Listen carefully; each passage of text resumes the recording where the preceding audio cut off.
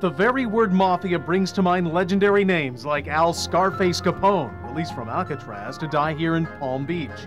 Powerful gangsters like Charles Lucky Luciano and Meyer Lansky, who retired to Miami. All are portrayed historically as shrewd and ruthless operators of vast criminal enterprises. There are more recent and no less intriguing men like Paul Castellano, allegedly murdered by his successor, John Gotti, and Sammy the Bull Gravano, all tied to crime organizations still bearing the surname of the one-time boss of bosses, Carlo Gambino.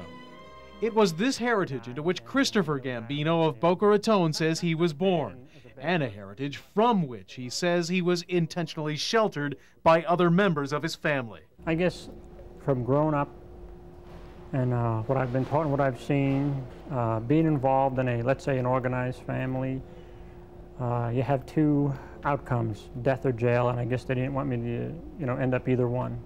Gambino saw plenty growing up in Queens, New York. He calls most Hollywood portrayals of the mafia unrealistic, though in his opinion, movies like Goodfellas and The Godfather come close. In Gambino's new book, My Only Son, he promises a side of the mafia never before seen. Gambino says the lure of fast money is what drives the mafia. It ultimately became his teenage addiction. Well, when they didn't let me get involved, I decided to put my own group together, and I did my own thing, and I made my own money. But all of that came to an end abruptly when you ended up in jail. When I got ratted on, yes. Like John Gotti, the so-called Teflon Don, Chris Gambino says a member of his own gang turned on him. He went to prison for 5 years on various charges. It was a life-changing experience. When I say the name John Gotti, what comes to your mind? A human being who's incarcerated and he can't see his family.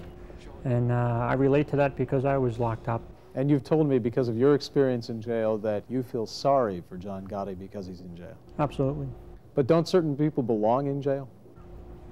Yeah, rapists, child molesters. Let me throw out another name and see how this bounces off of you.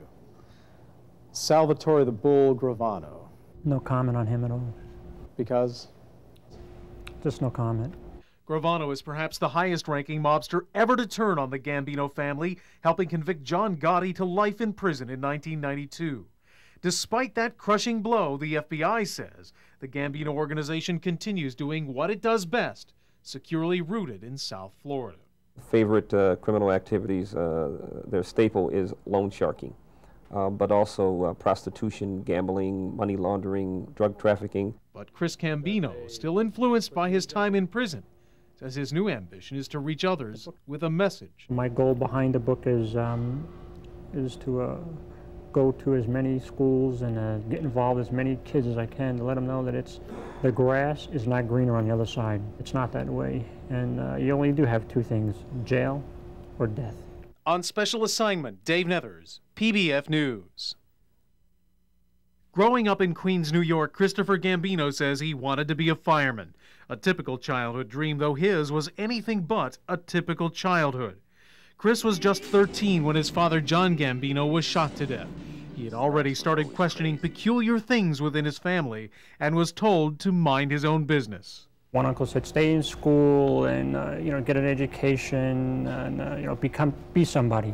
And one of my other uncles said, the best friend is the friend in your pocket, and he pulled out a wad of $100 bills, which was Benjamin Franklin. This is the key right here. Gambino says he learned money was power.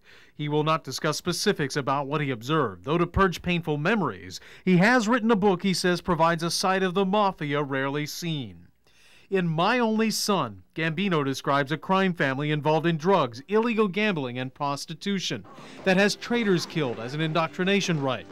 Exactly the same activities the FBI claims the New York-based Gambino crime organization is involved in, even here in South Florida. Historically, this has been a favorite spot for them to play and to work.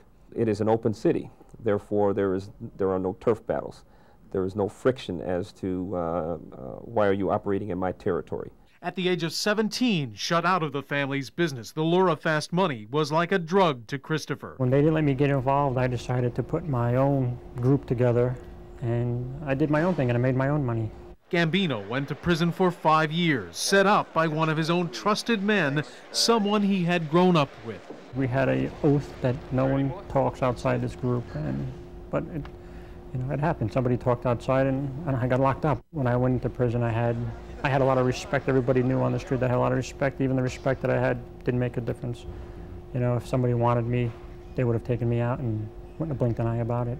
Prison changed Christopher Gambino's life. Some of the buds develop into sweet-smelling apple blossoms. Everybody see? Today, he volunteers at Verde Elementary School in Boca Raton. He is writing children's books, and he is telling members of gangs in the end, they don't gain anything trying to earn respect on the streets. Certain family members said, "You're never going to amount to anything. You're going to be a street guy the rest of your life." And it was kind of like I wanted to prove to myself and to them that I'm going to do it. They say, if you touch one person's life, touched a lot, I want to touch thousands, and I'm going to do the best I can. On special assignment, Dave Nethers, PBF News.